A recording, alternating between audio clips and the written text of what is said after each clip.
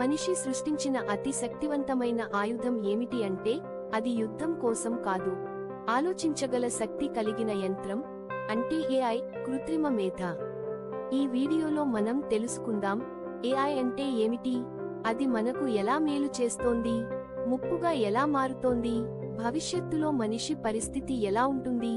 AI అంటే artificial intelligence, కృత్రిమ మేధ. అంటే మనిషిలా ఆలోచించగల, నేర్చుకోగల, నిర్ణయాలు తీసుకోగల కంప్యూటర్.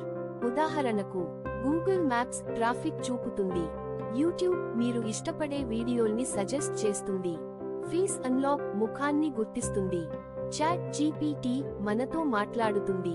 మన జీవితంలో ఏఐ ఎలా ఉపయోగపడుతోంది? హాస్పిటల్స్ లో క్యాన్సర్ వంటి వ్యాధులను ముందే గుర్తించేందుకు, బ్యాంకింగ్ మోసాలు అరికట్టేందుకు, కస్టమర్ సపోర్ట్ చాట్ బాట్స్ రూపంలో, ఫార్మింగ్ స్మార్ట్ పద్ధతుల్లో పంటలు పండించేందుకు. ఇది చూస్తే ఏఐ అంటే మనిషికి మిత్రమే అనిపిస్తోంది కదా. కానీ ఏఐలో దాగున్న ప్రమాదం ఏమిటి? ఏఐ ఆధారిత రోబోట్లు వల్ల ఉద్యోగాలు పోతున్నాయి. ఉదాహరణకు call centre jobs, data entry jobs లాంటివి.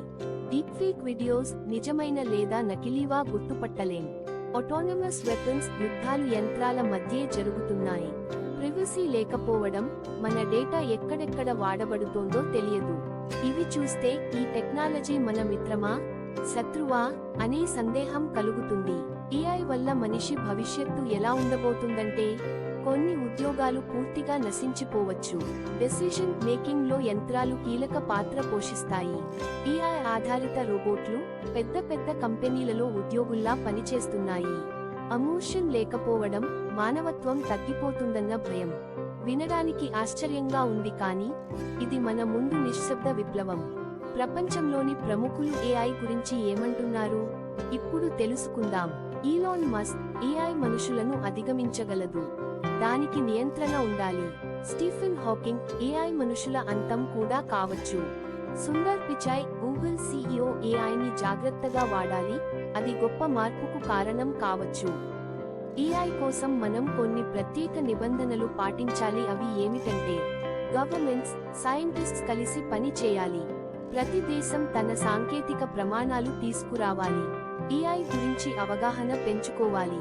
మన పిల్లలకి కోడింగ్, లాజికల్ థింకింగ్ నేర్పించాలి. క్రియేటివిటీ, ఎమోషనల్ ఇంటెలిజెన్స్ ఇవే మన బలాలు. మనిషిగా మన యూఎస్పీ మన భావోద్వేగాలు. అవి యంత్రాల దగ్గర లేవు. ఏఐ ఒక గొప్ప ఆవిష్కరణ, మనిషి మేధస్సుకు నిదర్శనం.